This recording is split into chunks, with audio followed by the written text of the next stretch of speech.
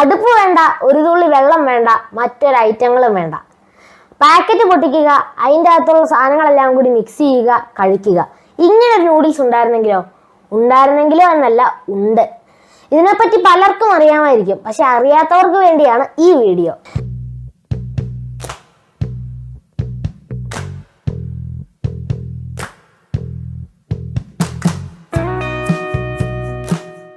നമ്മളിതേ തോടിൻ്റെ അടുത്ത് വെച്ച് ഇപ്പറഞ്ഞ റെഡി ടു ഈറ്റ് നൂഡിൽസ് ഒന്ന് പരീക്ഷിക്കാൻ പോവാണേ.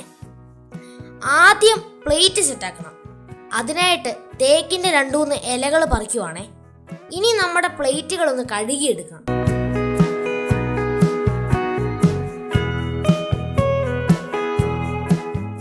ദേ വരുന്നു നമ്മുടെ ഐറ്റം.